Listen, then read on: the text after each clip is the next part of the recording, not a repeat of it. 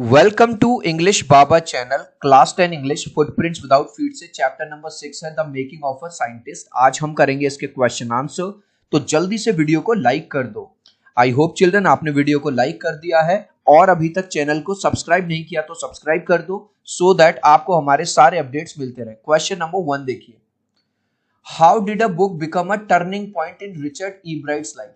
एक बुक जो उसकी मम्मी ने दी थी जिसका नाम था the travel of monarch X या 10, उसकी लाइफ का टर्निंग पॉइंट कैसे बन गया। इमेज से समझो, रिचर्ड ईब्राइट की जो मदर थी उन्होंने उसको एक बार एक बुक दी जिसका नाम था the travel of monarch X या monarch 10।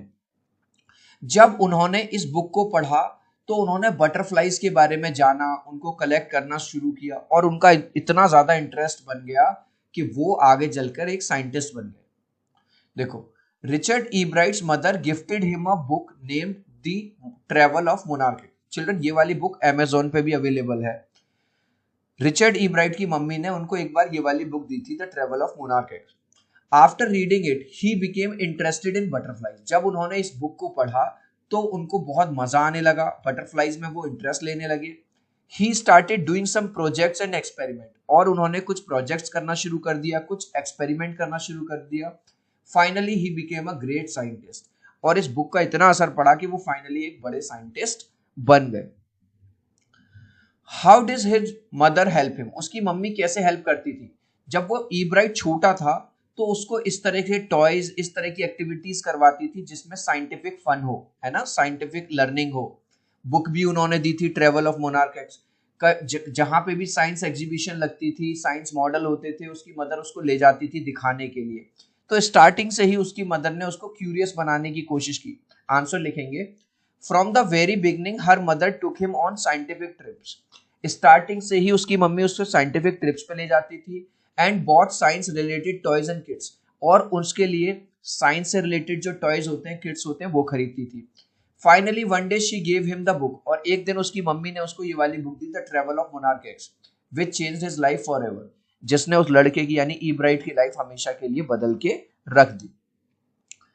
What lesson does Ebright learn when he does not win anything at science fair? Children, आपके स्कूल में भी साइंस फेयर लगा होगा, साइंस एग्जीबिशन लगी होगी कभी ना कभी। तो जब ईब्राइट ने साइंस फेयर में पार्ट लिया और कुछ भी प्राइज नहीं जीता, तब उसको क्या समझ में आया? उसको ये समझ में आया खाली प्रोजेक्ट दिखाने से, चार्ट दिखाने से, मॉडल दिखाने से कुछ नहीं होगा। उसको समझ में आ गया कुछ लाइव एक्सपेरिमेंट करके दिखाना पड़ेगा, कोई लाइव प्रोजेक्ट दिखाना पड़ेगा, ठीक है, जो जो वर्क करे, वर्किंग मॉडल दिखाना होगा। तो आंसर कैसे लिखेंगे? Ebright also participated in science fair, Ebright ने भी साइंस फेयर में पार्टिसिपेट किया था। Ebright exhibited slides of frog tissue, उसने फ्रॉग टिश्यू की स्लाइड्स दिखाई थी। He did not get any prize, उसको कोई प्राइज नहीं मिला। He learned an important lesson that science is not just about display. उस दिन उसको ये समझ में आ गया कि साइंस भैया खाली डिस्प्ले दिखाने की चीज नहीं है, इट्स अबाउट प्रोजेक्ट। कोई प्रोजेक्ट बनाना होगा, कोई एक्सपेरिमेंट करना होगा अगर मुझे आगे जाना है, अगर मुझे प्राइज जीतना है तो। What experiments and projects does he do and undertake? उसके बाद उसने क्या क्या प्रोजेक्ट्स किए, क्या क्या किया। एक तो उसने, क्योंकि वो बटरफ्लाई में इंटरेस्टेड था, उसने ये देखा कि जो वाइसरॉय बटरफ्लाई है वो मोनार्क बटरफ्लाई को कॉपी करने की कोशिश करती है लुक में, क्योंकि बर्ड उसको खाए ना, ठीक है।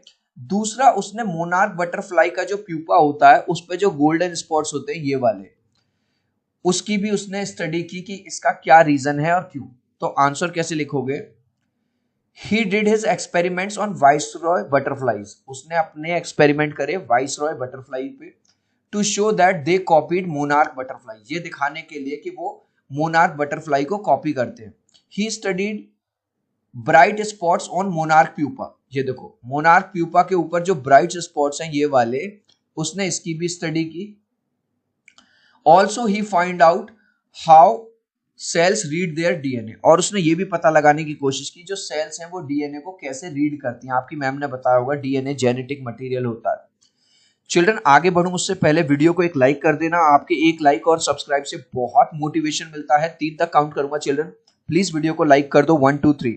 आई होप चिल्ड्रन आपने वीडियो को लाइक कर दिया है, चैनल को सब्सक्राइब कर दिया है। इसके अलावा जैसा कि आप क्लास 10th में आ गए हो, हर सब्जेक्ट में 20 मार्क्स के एमसीक्यू आएंगे। इंग्लिश बाबा का नया चैनल है एमसीक्यू चैनल, उस पे आप लोगों के प्यार और सपोर्ट से 2 लाख से ज्यादा सब्सक्राइबर हो गए हैं। इस तरह का लोगो है, लिंक मैंने डिस्क्रिप्शन में डाल दिया है। बहुत हेल्पफुल रहेगा आपके एग्जाम में, क्योंकि 7-8 मिनट में आपको हर सब्जेक्ट के एमसीक्यू मिल जाएंगे, हर चैप्टर वाइज। ठीक है, आज ये एमसीक्यू चैनल को सब्सक्राइब कर लो। What are the qualities that go into the making of a scientist? Scientist बनने के लिए क्या क्या क्वालिटीज चाहिए? 3 क्वालिटीज चाहिए। Number 1, first rate mind. First rate mind से यहाँ मतलब है एक ऐसा माइंड जो बेफालतू की बातें ना करे, इधर उधर की बातें ना करे, अपने प्रोजेक्ट पे ध्यान दे। क्यूरियोसिटी, क्यूरियोसिटी होती है चिल्ड्रन कुछ जानने की इच्छा, कोई भी चीज कैसे होती है, कैसे वर्क करती है। And number 3, the will to do best. Will का मतलब है यहाँ इच्छा, हमेशा अपने काम में अपना बेस्ट देने की। अगर ये 3 क्वालिटीज होंगी तभी हम जाके साइंटिस्ट बन सकते हैं। अब ये क्वेश्चन आपको देखने में बहुत बड़ा लगेगा, लेकिन बहुत छोटा सा है। सबसे पहले क्वेश्चन को ध्यान से पढ़ो। How can one become a scientist and economist a historian? कोई भी इंसान साइंटिस्ट कैसे बन सकता है, इकोनॉमिस्ट कैसे बन सकता है और हिस्टोरियन कैसे बन सकता है? Does it simply involve reading many books on each subject? क्या केवल बुक पढ़ने से किसी सब्जेक्ट पे क्या वो ये सब बन जाएगा? Does it involve observing, thinking and doing experiments? क्या इसमें कोई ऑब्जर्विंग लगती है, थिंकिंग स्किल्स लगते हैं या एक्सपेरिमेंट्स लगते हैं? तो पूरा आंसर पहले यहां से लिख दो। Reading many books on the subject is not enough. खाली बुक पढ़ने से काम नहीं चलेगा। और फिर यहां से लिख दो पूरा, it involves observing, thinking and doing experiment. तो ये जो रेड रेड में लिखा पूरा क्वेश्चन से ही लिख दिया। One needs to have curiosity to explore and find new things. किसी पर्सन के अंदर क्यूरियोसिटी होनी चाहिए ताकि वो एक्सप्लोर करे, जानने की कोशिश करे कि नई चीजें कैसे होती है। Above all, one must work hard and not get upset bye failure. और बहुत हार्ड वर्क करना पड़ेगा, और जब आपको असफलता मिले, फेलियर मिले, तो उससे आपको घबराना नहीं है, अपसेट नहीं होना। लास्ट क्वेश्चन सेम ये है। ये क्वेश्चन देखने में बहुत बड़ा लगेगा, लेकिन आंसर उतना ही छोटा है। You must have read about cells and DNA in your science books. आपने सेल्स के बारे में पढ़ा होगा, डीएनए के बारे में पढ़ा होगा अपनी बुक्स में। Discuss Richard E brides work in the light of what you have studied. Richard E bright ने क्या क्या काम किए, उसको आपको एक्सप्लेन करना है। If you get an opportunity to work like Richard E Bright on projects and experiments, which field would you like? अगर आपको भी रिचर्ड ई ब्राइट की तरह काम करने का मौका मिले, एक्सपेरिमेंट करने का मौका मिले, तो आप कौन सा फील्ड चूज करेंगे? तो सबसे पहले तो हमने क्या जाना डीएनए के बारे में। DNA pass information from one generation to another generation, क्योंकि डीएनए में जेनेटिक मटेरियल होता है। डीएनए एक जनरेशन से दूसरी जनरेशन में इंफॉर्मेशन भेजता है। If I get an opportunity to work like Richard E Bright, अगर मुझको भी ऐसी अपॉर्चुनिटी मिले रिचर्ड ई ब्राइट की तरह काम करने की, एक्सपेरिमेंट करने की, I would choose to study about diseases. मैं डिसीजेस, बीमारियों के बारे में स्टडी करूंगा।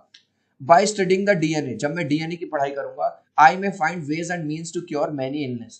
मुझे कई सारे ऐसे तरीके मिल सकते हैं जिससे मैं कई सारी बीमारियों का इलाज ढूंढ सकता हूं। इस लास्ट क्वेश्चन का आंसर आप मुझे दोगे कमेंट सेक्शन में, देखूंगा कितने बच्चे राइट आंसर देंगे। Who played an important role in E-Bright's journey of becoming scientist? किसने एक बहुत इंपॉर्टेंट रोल प्ले किया था उसको साइंटिस्ट बनाने में? उसकी फादर ने, मदर ने या ग्रैंड मदर ने? आप चाहो तो अपने आंसर में कमेंट में A, B या C लिख देना, मैं समझ जाऊंगा। सो आई होप मेरा ये वीडियो आपको बहुत अच्छा लगा होगा। प्लीज वीडियो को लाइक कर देना, चैनल को सब्सक्राइब कर देना। अब हम मिलते हैं अगले वीडियो में। Bye bye.